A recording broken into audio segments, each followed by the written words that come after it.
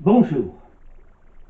La bataille de Valmy est présentée généralement comme la première victoire décisive de l'armée révolutionnaire la veille du renversement de la monarchie et de la proclamation de la République.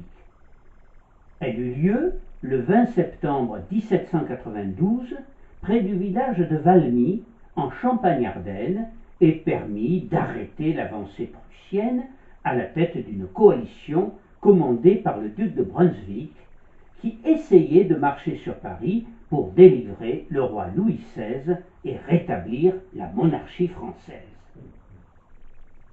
L'issue de cette bataille, considérée comme miraculeuse, conforta la Révolution et la République. Pourtant, des questions se sont posées dès les lendemains de celle-ci et continuent à diviser les historiens. Brunswick fut-il acheté par les Français? L'affrontement était-il de façade, et cette victoire emblématique de la Révolution ne fut-elle finalement qu'une aimable comédie? L'armée prussienne battit-elle en retraite parce qu'on avait acheté son chef? Dans cette hypothèse, quel rôle aurait joué le fougueux Danton, qui dirigeait alors le gouvernement? Qui apparut comme la dupe au cours des négociations qui suivirent la bataille de Valmy? Il est difficile de répondre précisément à ces questions, de conserver la nécessaire objectivité et de faire la part du vrai et du faux. Faute d'y répondre, je vous propose d'explorer quelques pistes de réflexion. Dès le lendemain de Valmy, les émigrés accusèrent Brunswick de s'être laissé acheter par Danton. Ils donnèrent même le chiffre, 30 millions. Les caisses étant vides, on peut se demander où Danton aurait pu les trouver. Fort simplement, répondent certains, en faisant forcer l'hôtel du garde-meuble et piller les diamants de la couronne. On a souvent évoqué cette étrange histoire du garde-meuble et de ces trésors qui y étaient bien négligemment déposés. 25 millions de bijoux. L'historien Louis Madelin, auteur d'une biographie de Georges Danton en 1914, réfute ce vol commis par le géant de la Révolution. Le procureur de la commune, Manuel, aurait également participé à ce vol. En fait, s'il y eut bien vol, il ne fut qu'un magnifique exploit de brigands, une cinquantaine de filous, profitant habilement de l'extrême anarchie qui régnait alors à Paris. Arrêtés, jugés et condamnés à mort, il paraît en effet peu vraisemblable que s'ils n'avaient été que de simples exécutants utilisés par Danton, ces malandrins ne l'eussent pas aussitôt dénoncés, ainsi que tous les protagonistes de l'opération. Pour en venir à présent au duc de Brunswick, faut-il expliquer la reculade spectaculaire des troupes prussiennes, voire leur débandade, par sa trahison due à sa vénalité, pour une somme conséquente transmise par l'intermédiaire de Dumouriez, ainsi que l'affirmèrent les émigrés.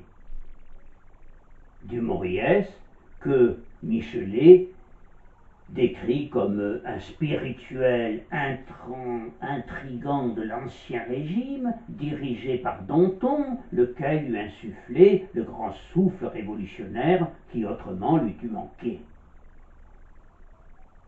Concernant Brunswick, pour le comte Roger de Damas, un émigré sincère dont les mémoires sont une mine de renseignements précieux et qui servit en 1792 dans l'armée de Condé, comme aide de camp du comte d'Artois, et assista à la bataille de Valmy.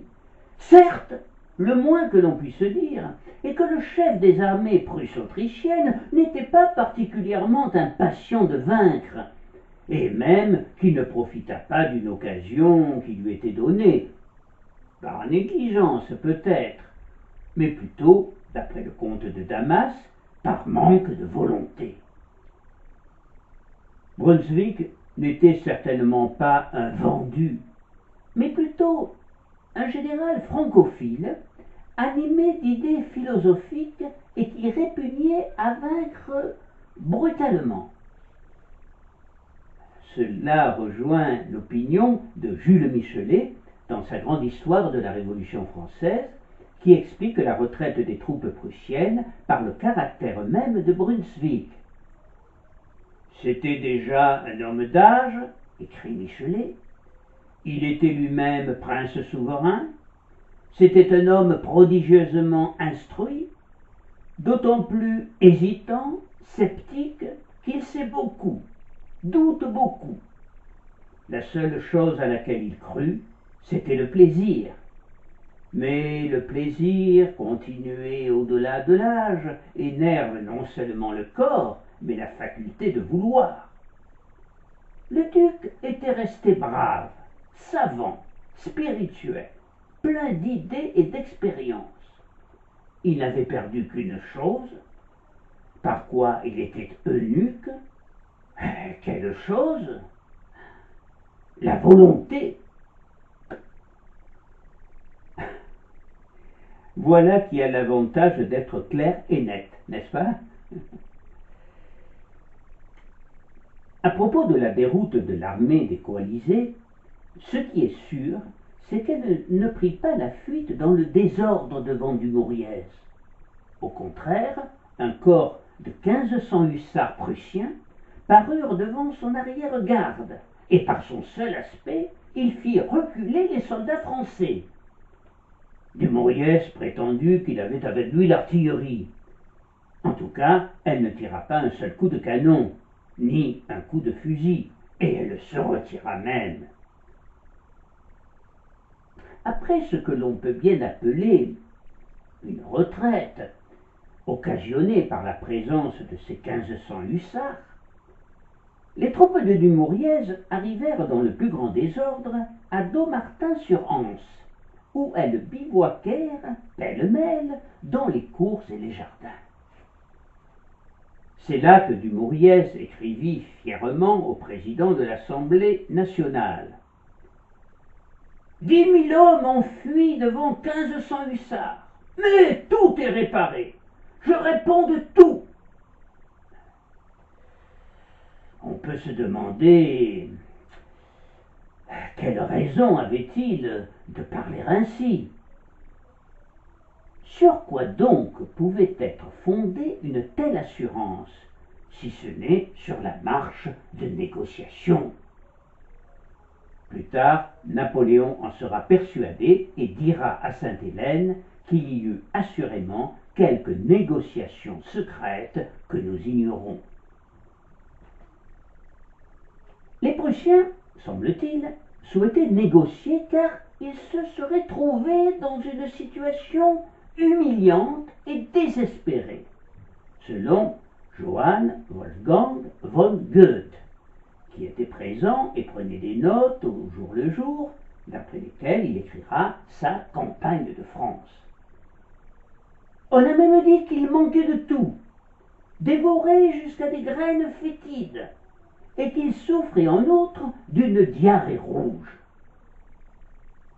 Mais, pour certains historiens, ce n'est pas la raison pour laquelle l'armée prussienne avait été défaite en 8 jours sans combattre.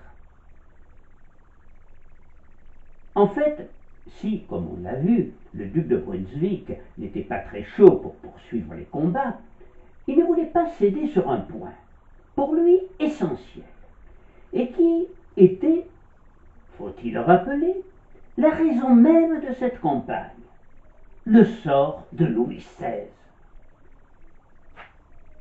Le 26 septembre, il fut reçu par Thouvenot, l'aide de camp de Dumouriez, au camp de Anse, qui lui déclara aussitôt que l'armée française avait accueilli l'annonce de la proclamation de la République par les cris de « Vive la nation !»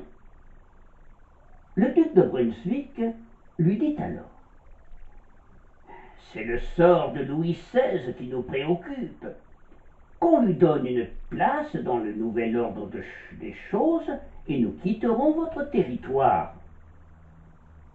Touvenot l'invita aussitôt à traiter du sort du roi déchu directement avec la Convention, en ajoutant « Vous ne pouvez mettre en doute l'existence de cette nation, ses armées sont en face des vôtres.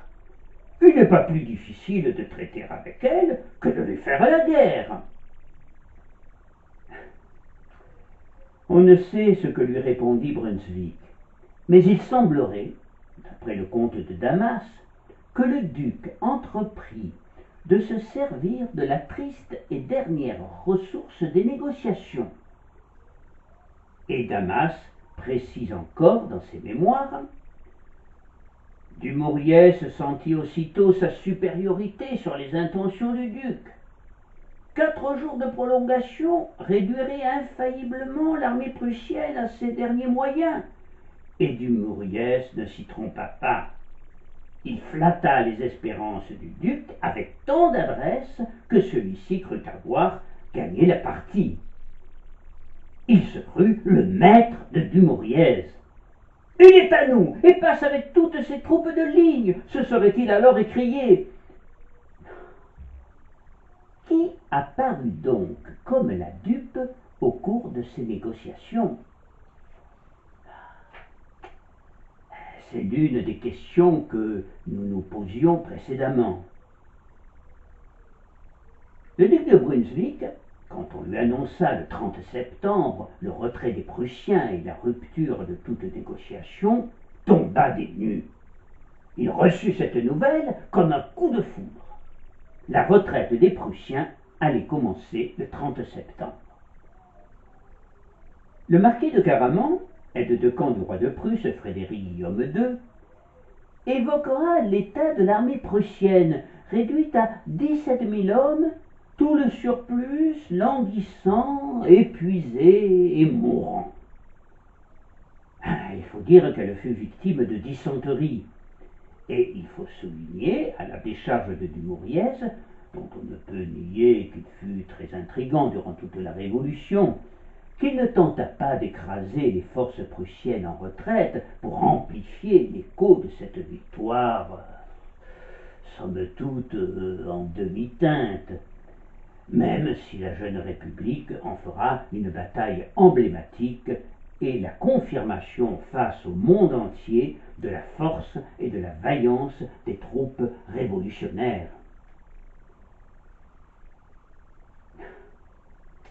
En définitive, Valmy, ce ne fut peut-être qu'une simple canonnade. Et s'il y eut victoire, ce fut surtout, il faut bien en convenir, la victoire d'un mensonge d'État qui servit de solide fondation à la République. Je vous remercie.